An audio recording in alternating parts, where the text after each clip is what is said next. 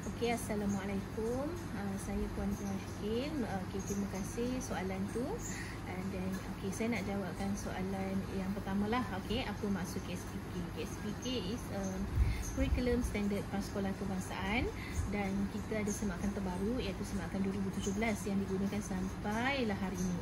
Jadi KSPK sebagai kurikulum yang digunakan untuk khususnya untuk prasekolah, di mana untuk kanak-kanak berumur 4 plus until 5 plus lah, ataupun kalau di prasekolah tu kita ada kanak-kanak umur 5 hingga 6 tahun. Okey. Kemudian apa soalan yang kedua? Apakah matlamat? Okey, matlamat KSPK semakan 2017 adalah untuk kita tengok balik kepada falsafah pendidikan kebangsaan. Okey, daripada falsafah tu kita selarikan dengan matlamat KSPK yang mana untuk menyuburkan potensi individu kanak-kanak. So dalam potensi kanak-kanak tu dia ada bakat, pengetahuan dia, ilmu dia, keyakinan diri. So itu matlamat yang akan diterjemahkan oleh guru-guru menggunakan standard-standard yang dalam KSPK lah, di mana KSPK ada 6 tunjang, dan setiap tunjang tu ada standard kandungan dan standard pembelajaran. So untuk guru, mereka akan gunakan standard pembelajaran tu untuk melaksanakan aktiviti yang bersesuaian, yang mana untuk mencapai matlamat dan objektif KSPK. Itu saja. Apakah peranan guru, ibu bapa dan komuniti dalam pelaksanaan KSPK? Okey, peranan, 3 peranan ni, ibu bapa, guru dan komuniti. Kalau kita tengok kepada rangka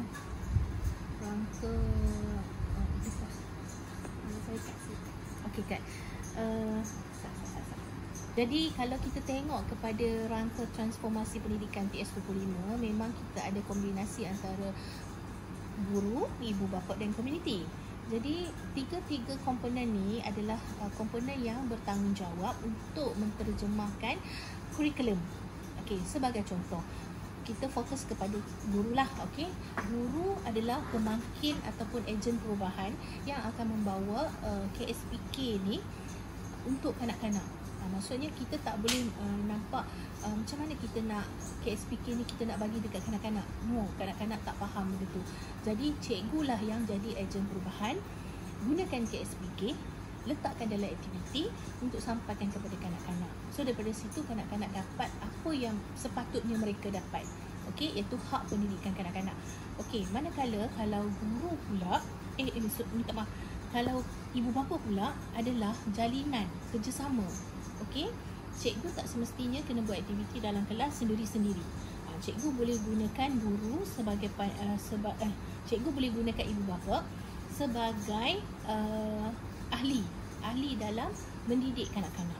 So ibu bapa tu boleh tolong libatkan diri, seperti aktiviti gotong royong, sukaneka, aktiviti bulan kemerdekaan, dan sebagainya lah.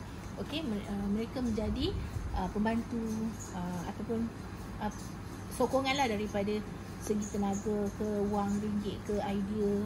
Cikgu boleh bekerjasama. Kemudian komuniti, yang terakhir ialah komuniti. Komuniti ni adalah masyarakat sekeliling lah.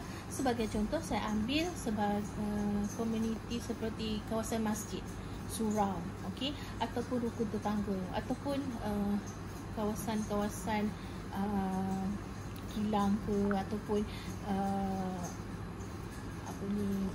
polis, bomba, jenis-jenis macam itulah yang memberi khidmat kepada masyarakat.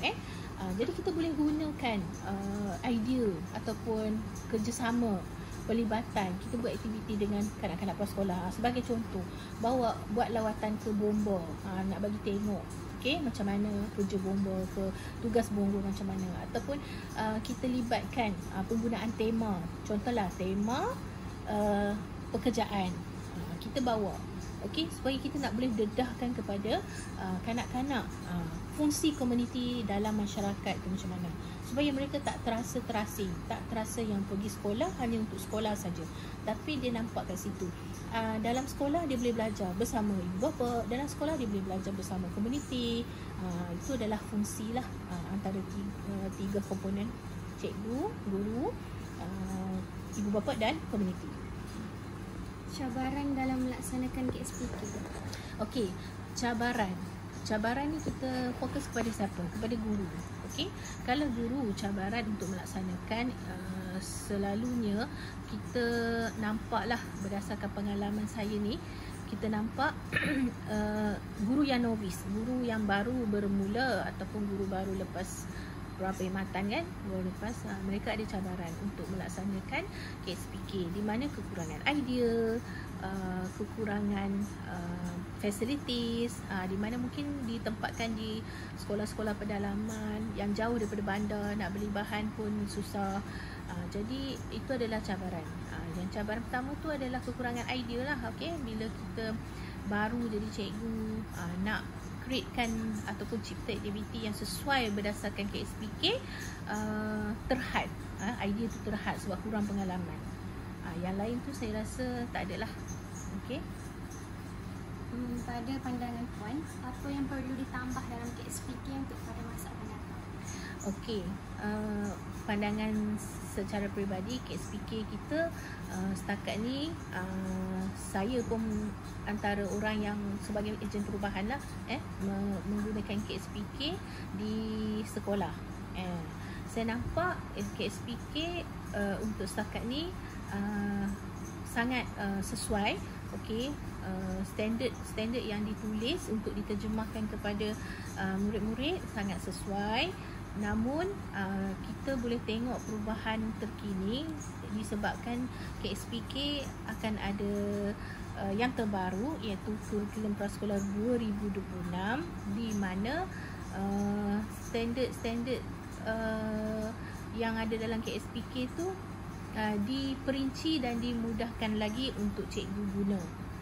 Bagi saya, apa yang dalam KSPK lama dengan yang terbaru tidak terlalu berbeza, hanya cara kita terjemah tu lebih kepada menghasilkan karakter dan juga pembinaan pemikiran kritis, berbandingkan KSPK yang sebelum ni lebih kepada unsur-unsur untuk menerapkan nanti cut lah, saya tak ingat lah nak cakap apa. Cut dulu, cut.